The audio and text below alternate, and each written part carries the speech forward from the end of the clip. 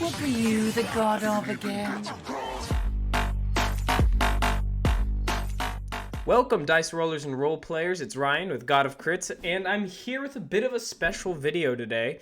A while ago, I was talking to a few friends, and I was trying to figure out what the most fun D&D game there is. Now, I've DM'd for about 6 years, several long campaigns, dozens of one-shots. I've played Starfinder, Call of Cthulhu. I've tried all these different RPGs, and still, yet, there was a hole in my gaming heart that had yet been filled. And once I got to talking, I realized that Kingdom's Reign is what I was looking for. And I am going to, in this video, go over what that is. And then in videos to the next video I think is going to be put out is going to be telling you guys what I've done already. And then the videos after that are going to chronicle me creating this thing. I'm going to bring you guys in and we're going to work on it together, or at least you guys can see the process of how it works.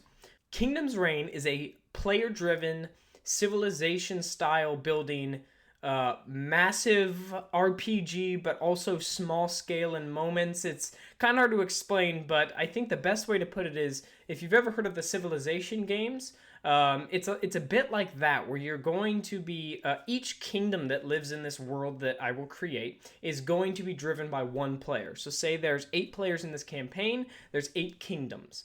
And these kingdoms are going to be named, and they're going to be themed by the person and how that player wants to run their kingdom. But also, the person on their quote-unquote turn, or once-a-week turn, they are going to be monitoring how they want to treat their kingdom, whether it's putting more effort into production or religion or magic in this world. And that will kind of drive their kingdom into different ways and kind of develop into trade, potentially war between kingdoms.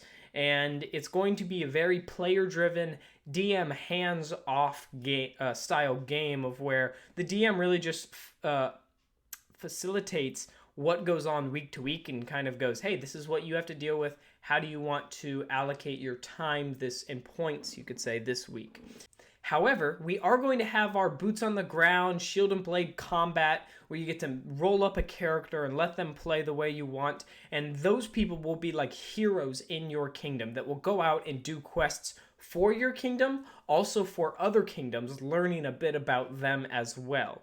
So what I believe that this style of game offers, it offers a large-scale, potentially long, drawn-out game that can be played without everyone at the table at once, which I think is kind of key, because running a campaign can be arduous and frustrating if not everyone shows up the day of and the time given. And this campaign could be, okay, we have 6 people.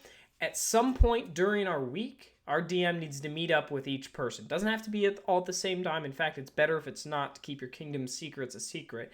But hey, player number 2, John, jump on Discord or whatever your audio connection. Give me a phone call this week, and we'll spend 20 minutes talking about how you want to deal with your kingdom this week. Okay, cool. And earlier I talked about trade. That'll be done in a Discord server through the characters. They can go to each other and submit trades over the table, which would be on Discord, or they could message them in private and go, hey, do you want to get this trade done? And as long as it's approved as the DM, we're good to go. And I think that it would be a really great opportunity to kind of get an ecosystem going in your game, and then every week or wherever you can with your group, get together in person, play some actual one-shots that take place in your kingdoms, or in at least the world, that have a lasting effect on each of those kingdoms, which is going to be key. But that's what Kingdom's Reign is. It's a lot, but I think it can be done, and if done correctly, I see it as being kind of a magnum opus of a D&D world that could be actually realized from bare bones, nothing in this world, to at the end of the campaign having 2 nations left, and all this world history has led up to these final 2 nations. Are they going to barter for peace, or are they going to go to war and settle it at the end of the blade? I think it could be awesome. I think it's going to be a lot of fun. I am going to work on it. I'd love to take you guys on the ride with me. As I said, the next video is going to be showing you guys what I've done so far, and then videos after that are going to be unedited long-form workshops where you guys are going to listen to me and potentially me and some other people work on some of this material and see what we keep and what we don't want to keep. But as of now, that is what Kingdom's Reign is. Give a like if you guys think that this is awesome. Comment.